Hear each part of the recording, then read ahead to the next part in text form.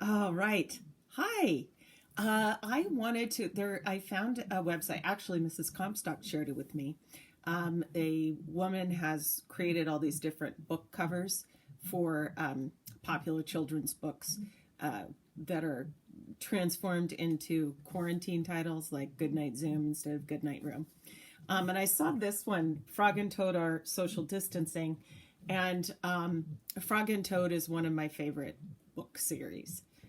Frog and Toad Together, Frog and Toad Are Friends, and it's a collection of different stories. So one of my stories within that is cookies. So I rewrote the story Cookies for the Times, and all credit and apologies to Arnold Lobel for the liberties that I took rewriting this story. Okay? All right. It is called Quarantine Cookies. Toad baked some cookies as he was avoiding many things and had impulsively purchased a 20-pound bag of flour while toilet paper shopping. "These cookies smell very good," said Toad to no one, as his isolation was total. He ate one. "Oh, and they taste even better." Toad packaged the cookies, put on a face mask, and ran to Frog's house.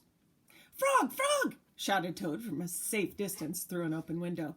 "Taste this cookie that I made." Toad, with a gloved hand, tossed a delicious cookie through the window to Frog, who then ate the cookie. "These are the best cookies I've ever eaten!" exclaimed Frog. Frog, in his kitchen, and Toad, outside the window, ate many cookies, one after another, as they were avoiding housework, homework, job searching, and exercise. "You know, Toad," said Frog with his mouth full, "I think we should stop eating out of boredom and feelings of self-doubt. We will soon be sick." "You are right," said Toad. "Let us eat one last cookie, and then we will stop." Frog and Toad ate one last cookie. There were many cookies left in the bowl. There were also cookies on the ground, as Toad had made a few bad throws before sensibly placing the cookies on the windowsill. Obviously, Toad had eaten those cookies as well. "Frog," said Toad, "let us eat one very last cookie, and then we will stop." Frog and Toad each ate one very last cookie. "We must stop eating!" cried Toad as he ate another. "Yes," said Frog, reaching for a cookie. "Oh, we need willpower." "What is willpower?" asked Toad. "Willpower is trying hard not to do something we really want to do," said Frog. "You mean like trying not to eat all these cookies?" asked Toad. "Right," said Frog.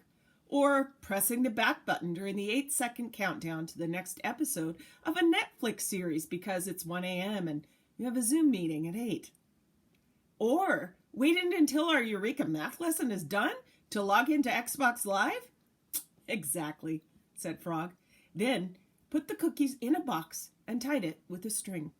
"There," he said. "Now we will not eat any more cookies." "But we can open the box," said Toad. "That is true," said Frog. Frog got a ladder. He put the box up on a high shelf. "There," said Frog. "Now we will not eat any more cookies." Frog mumbled from inside the house.